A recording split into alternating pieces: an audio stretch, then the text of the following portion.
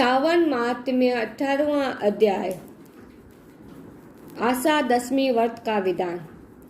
सनत कुमार बोले, हे भगवान, हे पार्वती नाथ, हे भक्तों पर अनुग्रह करने वाले, हे दया सागर, अब आप दशमी तिथि का महात्मा बताइए। ईश्वर बोले, हे सनत कुमार, सावन मास में शुक्ल पक्ष की दशमी तिथि से यह व्रत आरंभ करें। पुनः प्रत्येक महीने में शुक्ल पक्ष की दशमी तिथि को यह व्रत करे। इस प्रकार 12 महीनों में इस उत्तम व्रत को करके बाद में श्रावण मास में शुक्ल पक्ष की दशमी तिथि पर इसका उद्यापन करे। राज्य की इच्छा रखने वाले राजपुत्र, उत्तम कृषि के लिए कृषक, व्यवसाय के लिए वैश्य पुत्र, पुत्र प्राप्ति के लिए गर्भिणी स्त्री, धर्म अर्थ काम की सिद्धि के लिए सामान्य जन, श्रेष्ठ वर की अभिलाषा रखने वाली कन्या, यज्ञ करने की कामना करने वाले ब्राह्मण श्रेष्ठ, आरोग्य के लिए रोगी और दीर्घकालिक पति के परदेश रहने पर उसके आने के लिए पत्नी, इन सबको तथा इसके अतिरिक्त अन्य लोगों को भी इस दशमी व्रत को करना चाहिए। जिस कारण जिसे कष्ट हो तब उसके निवारण हेतु उस मनुष्य को यह व्रत उस कष्ट का नाम लेकर करना चाहिए। सावन मास में शुक्ल पक्ष की दशमी के दिन स्नान करके देवता का विधिवत पूजन कर घर के आंगन में दसों दिशाओं में पुष्प वल्लभ चंदन से अथवा जौ के आटे से अधिदेवता की शस्त्रवान युक्त स्त्री रूपा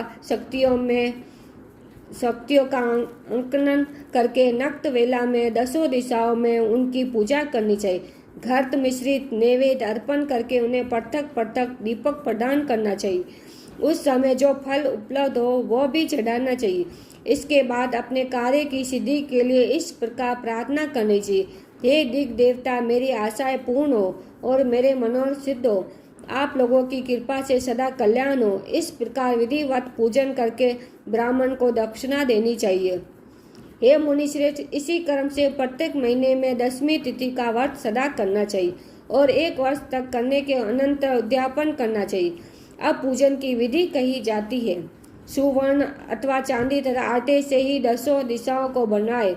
उसके बाद स्नान करके भली भांति वस्त्र आभूषण से अलंकृत होकर बंधु बांधवों के साथ भक्तिपूर्ण मन से दसों दिक् देवताओं का पूजन करना चाहिए। घर के आंगन में क्रम से इन मंत्रों के द्वारा दिक् देवताओं को स्थापित करें। इस भवन के स्वामी और देवता तथा दानवों से नमस्कार किए जाने वाले इंद्र आपके ही समीप रहते हैं। आप ऐन्द्री नामक दिक् देवता को नमस्कार है। ये आशय अग्नि के साथ परिग्रहण विवाह होने के कारण आप अग्नि कही जाती है।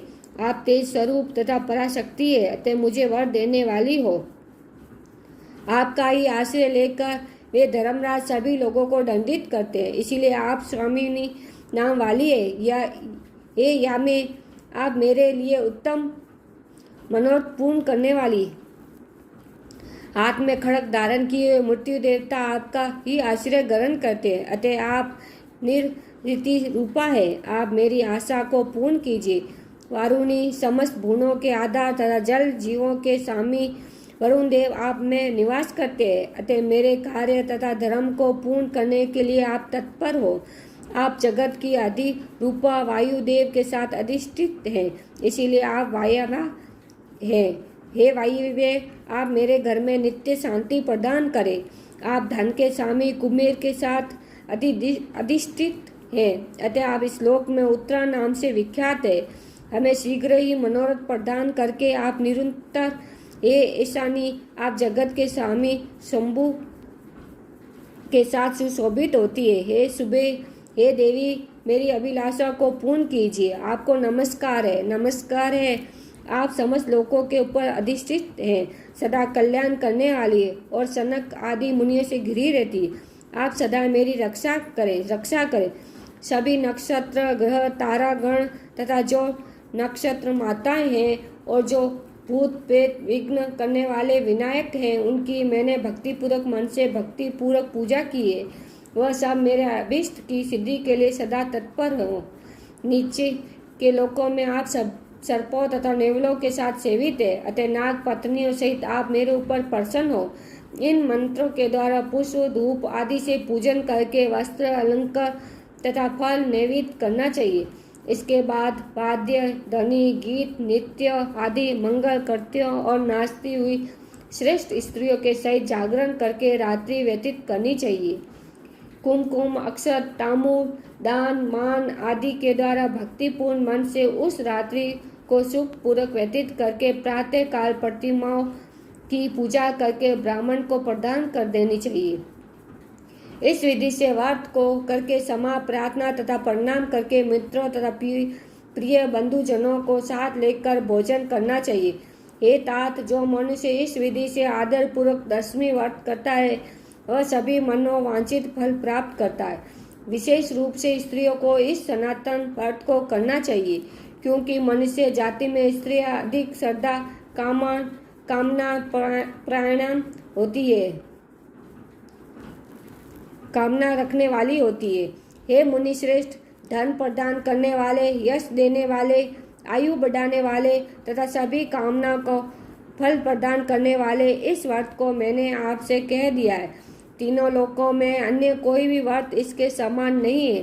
हे ब्रह्मपुत्रों, मैं श्रेष्ठ वांछित फल की कामना करने वाले जो मनुष्य 10वीं तिथि को 10 दिशाओं की सदा पूजा करते हैं, उनके हृदय में स्थित सभी बड़ी बड़ी कामनाओं को ये दिशाएं फलीभूत कर देती है।